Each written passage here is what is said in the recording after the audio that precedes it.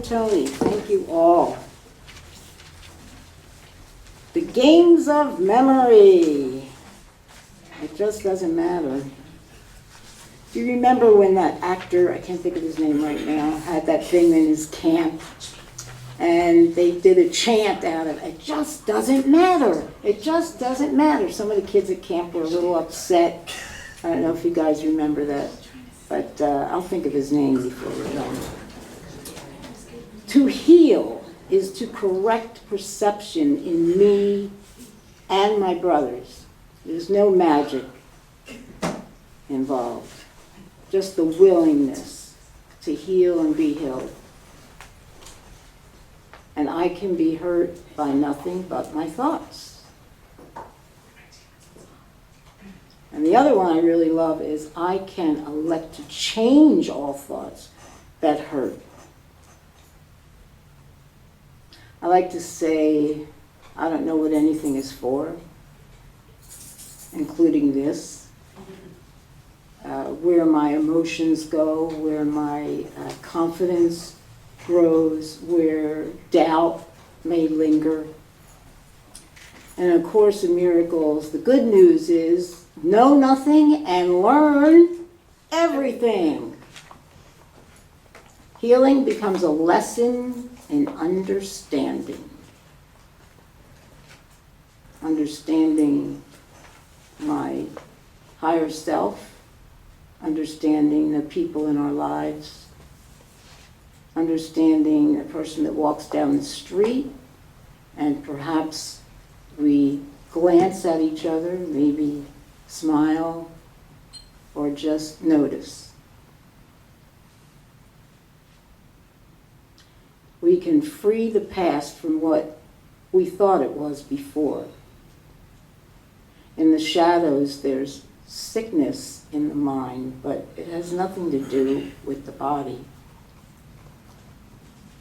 Attack and blame, they're both calls for healing and help. And when the judgment ceases, that's when healing begins. Holiness is healing the illusion, this one illusion response, the only one, and that's what healing is about. We can enter the place where God would have us be. Peace, love, joy, laughter, sounds good to me. We can relieve our mind of guilt, because guilt lies only in the past. It has no meaning in the present. No real relationship can rest in that place of guilt. I can restore guiltlessness to me and all my brothers and sisters. In the holy instant, we know that it never happened the way we think it happened. Stories we make up. The stories are just getting wild in my brain as I'm getting closer and closer. I'll be 70 soon, and it's like something is going on. It's like, I don't know if it started Wednesday or Thursday, but there was definitely something that caused me to pause and say, what is going on here? Now, Reverend David didn't notice anything different. He didn't say, wow, you seem to be grumpier, or, you seem to be noticing things more, or being dwelling on something a little more. I didn't hear any of that, but something is going on. I'm just not sure what it is, and I guess I can go back to the games of memory. It just doesn't matter. They're happening and all around us. I can make corrections. I was telling Reverend Dusa earlier that a week or so ago, there was a diagnosis. And it's that 4-letter word, G-O-U-T. I don't know if you know much about it, but right now it's like, I don't notice it at all. And it was diagnosed in the left foot. And so I wear shoes with arches in them, most of the time. And, I can walk Iron Horse Trail with the best of them. Nothing has changed. and I want it to remain that way. Sometimes our minds can create story upon story, especially with something that's written down by a medical professional. They know everything, don't they? Well, I go home and it's like, hey, well, I forgot that. You know, I might turn a certain way. I'm not sure what brings the noticing on. I don't even want to use that four-letter word, P-A-I-N. I don't want to use that because that's not what it is. It's getting my attention around a lot of different things in my life and focusing on the good in everything. If there's a story that starts to brew, I look at that and I think about, I don't know how much more time I have left in this earth to be with you guys or anyone in the jam sessions that we pal around with. But the most important thing is that I'm having fun right now. And when I really am having fun right now in this moment, I mean, this is part of, maybe I'm using different words, but this is really what the Course in Miracles is telling us. Continue to have fun. Continue to wish fun on all my sisters and brothers, and just notice how much I'm doing that.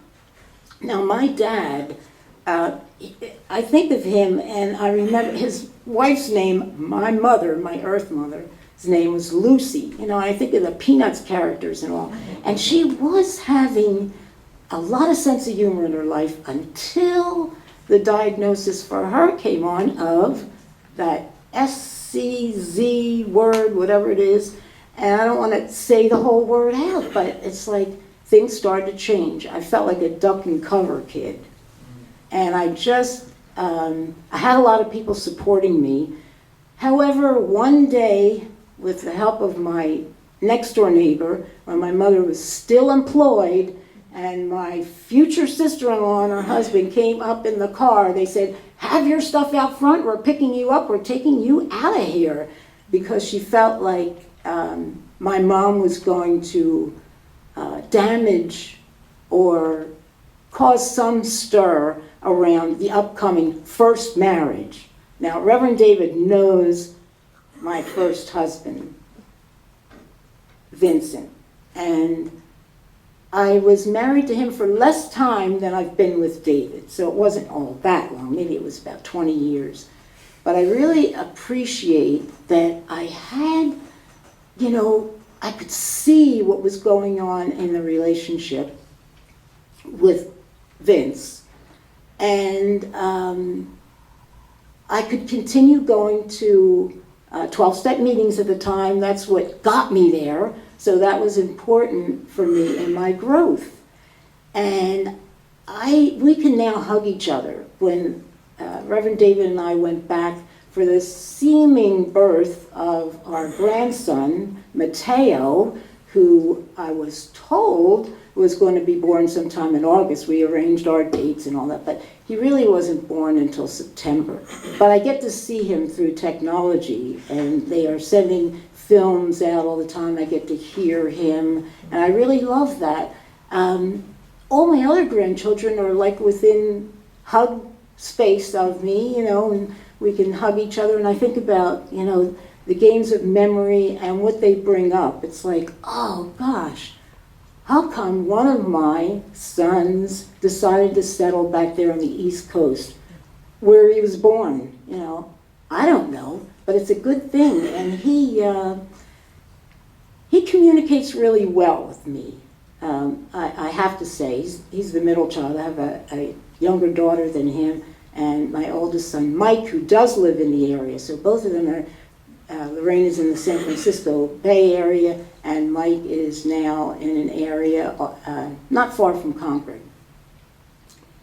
And I think about the spontaneous blessings that are in the jam sessions that Reverend David brings me to. When I think about the games of memory, when I go to them, it's like there's this, you're not going to get up there at the mic now, are you? You're not going to get, and Reverend David just calls me up. I've got my little cheat sheet in case ego does something with the words, and I keep it in my hand, just in case I need it. And that feels really free to me because everyone at the jams, in fact, one of them actually came to our home the other day because Reverend David and he were practicing all Reverend David's tunes, because everything Reverend David performs, except for a talk or a song that I do for one of the jams, he has his own music and he knows them all by heart. He doesn't have to ever have any cheat sheet at all. And this man is willing to learn all of Reverend David's tunes. He got half of them done, so Reverend David said, well, he's got to come back. And I don't know, I just have this thing about space. We live in it's less than 600 square feet. And that's the smallest space I ever lived in. And it's cozy and comfortable. And out there we have all these grounds. So the property where we live is in Dublin, but it's right across the street from these gigantic hills that I can climb anytime I want to, and I love that. And I love the idea that the community center / senior center is right up the road. So I just walk across the street, go right up the road, and it's like a different visit every time because I just don't know who's going to be there. And I've made many friends, and I wrote something around someone who was visiting there the other day. And I just thought of that. She came up, and she has never been there before. And she showed up there. And so, this little tune here, I am open to write a song that all can sing and that will bring peace, love, and joy to all. I've heard the call, I'll pick up the ball and speak the words I long to hear. For the sound of freedom coming round the bend, are you ready for receiving, to end this grieving for what can never be? This worry I carry is not my own. It was breathed here from another sphere. I can skip around and make it clear that it's joy that feeds me here. So listen here. Folks come in and out that door and show me what they are here for. Some are here to voice their gripes, not this door, about blaming others for their fright. But most of all, we're all here for light. Now that was something that said it wanted to be read, but it wasn't the one I was going on to. The one I'm going on to should be in here. Okay. So it was Thursday, and this attractive woman came up to me and started to share what was going on in her life. She had a cell phone in her hands. She told me that she just used one of the desk community phones. She told me that she was waiting for a call, a return call, at the front desk because her cell phone was not working. We were chatting and she continued talking about living out of her car. I was really surprised because she was dressed really beautifully, and I had this preconceived notion, I guess, of what people walk around in when they're living out of their car. I don't know. But she really had a power-filled presence to me. So she said that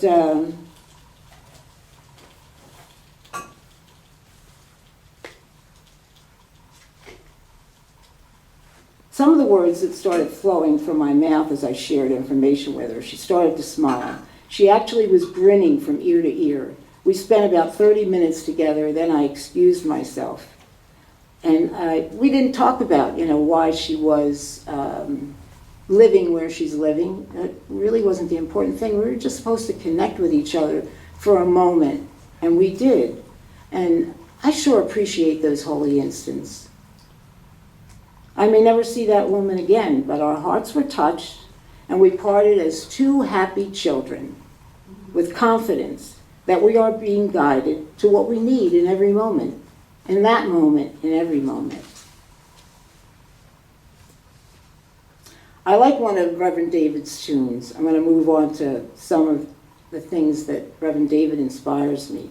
And it's called A Brand New Way to Sing the Blues. And one of my friends in the community room, where we all use computers there, he and his wife usually show up separately. They hardly ever come in there together. But he was at the computer, and he became upset over a photo that was taken. He was looking at his photos, and where his wife suddenly showed up in the pictures. He had no idea that she was going to be in that picture, but she just shows up in the community room. She shows up all over the place there, and he turned around, but he was really upset about that. And he looked at me. We kind of have these little chats here and there, and he shared his dismay about this. His wife's sudden move. He had some anger because it wasn't planned, he said. He was delivering a speech at that time in one of the communities in the area. After a while, he was willing to see things differently. I like his wife. She's got a fabulous smile. We're now developing a fun friendship. She used to walk in the center with a really solemn look, and he was the one that seemed to ooze with all the confidence. But now she's in there, and I love to see the transformation. It's really a beautiful thing. And I wanted to remind myself to say, oh, happy day to all the folks who are present on YouTube, wherever they are. You're all a precious gift to us, of course, here at the Community Center in our beloved San Francisco. Now, there are beings out there who are either arriving from a mental place of abundance or deprivation at any given moment. There's not enough, there's more than enough, or whatever it may be. And lesson 359 says, I don't know what anything is for. And I like to add, including this, whatever this happens to be at the time. Lesson 76, I am under no laws but God's, means love is all there really is. Whenever a brother thinks of us or says, or whatever they say, is really not my business. My business is to remember I am one with my Creator. My brother is one with his Creator. And my brother is also one with Creator of all. Give me your blessing, O Holy Son of God, lesson 161. That's an affirmation that really gets me into peace. Whatever it is I think I know about what's taking place between myself and another person, I really don't know. I just show up and my throat's a little dry. I don't know if you guys remember that phrase from one of the biggest, funniest films I've ever seen. I think it was Prisoner on 2nd Avenue when he was going through, Jack Lemmon was going through a nervous breakdown, so to speak, and Anne Bancroft would come in. Some of you look like you've seen that. It was a Broadway play. And so, you know, here I am being reminded of that despair that Jack Lemmon felt during the time that he was so-called unemployed. His wife was working and she'd come home all excited, Anne Bancroft would, and he'd be there and he'd start lecturing her. And it's one of the funniest films I think I've ever seen. They made it into a film, but it was a Broadway play. So if you guys get a chance, I highly recommend that. We're all people of the streets, learning from each other. What do I need to learn today? Passed by a few people, you know, we were in the car. I noticed a few people, connected in some way with them. And then Reverend David continued to drive because the light changed and we moved on.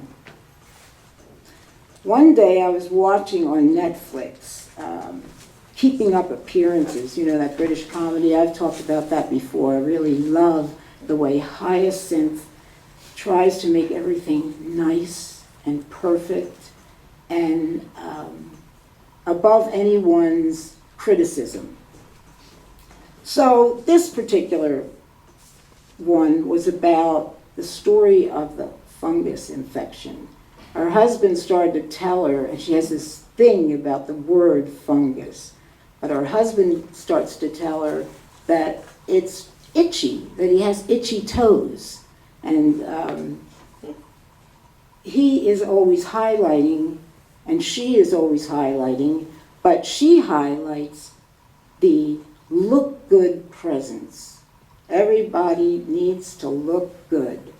So, especially if they're in her company. So she said, it's not a fungus infection. She is not having labels in her life. So what was discovered through that is that she is who she is. And whatever you bring to her, she'll elevate it to the highest degree. And that's why the name, Keeping Up Appearances. Nights at the jam session. I was at jam session with Reverend David last week, one of the ones in Danville, and this young woman was there, and she was in support of her female friend, and they were hooking up something on the ceiling so that when she would get on stage, all eyes would be on her from that film that she's going to, have rolling.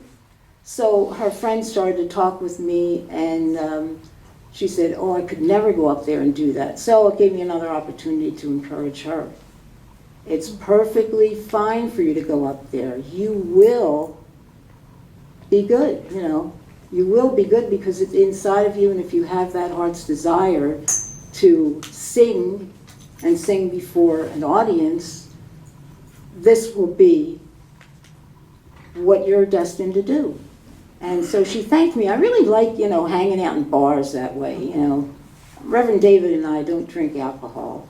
We just drink beverages, sometimes something with a cherry in it, and sometimes people know me and they put 3 or 4 cherries in the drink, and it's just, seltzer water and something else. And I noticed that when I go, other people have 1 in their drink, and I'm not sure what it is about me, and it's happened in several places. I think sometimes we just come in, we walk in that door with some sort of energy, and people can relate to it.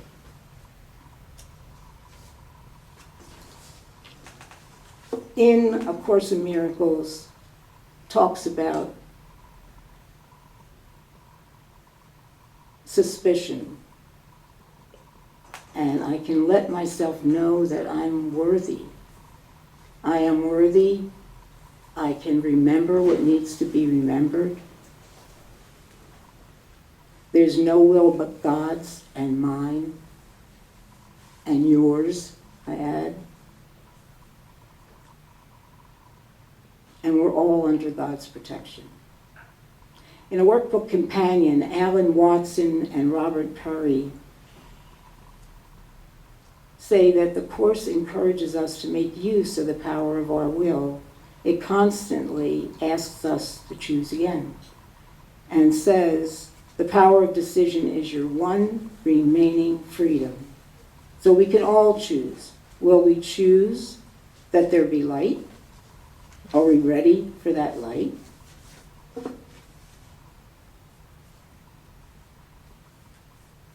In the book, it also talks about the fearful healer, and that it's a contradiction in terms. Removal of a symptom that the Son of God selected. So we get to select these things on our own. At some level, we have a need to hear or see or be a part of something. No one else may understand it, but we're there to learn. Faith, hope, and mercy are mine to give. Plenty opportunities out there. Plenty.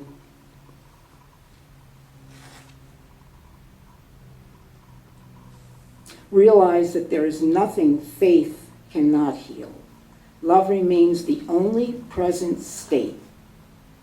So we get to choose freedom or slavery. It's up to us. extremes of attack and vengeance? Do we want to trade those off for something that feels better? Freedom from that? Changing our minds is what the Course tells us in so many words over and over again. Just change our minds about it. If something isn't feeling appropriate for us or feeling safe,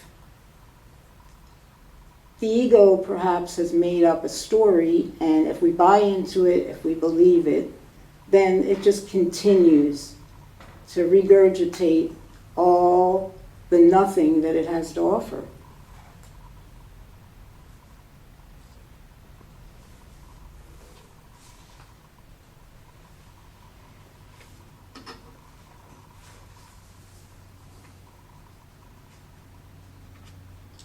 I'm thinking that I probably am finished with my talk now. I would love to hear what others are experiencing today or this month or this year in their lives. I really enjoy listening to all the adventures that are out there. Some people hold them in for a while, but I know there's some here that they love to share their adventures, and I appreciate your presence here. Thank you very much for being a part of the group.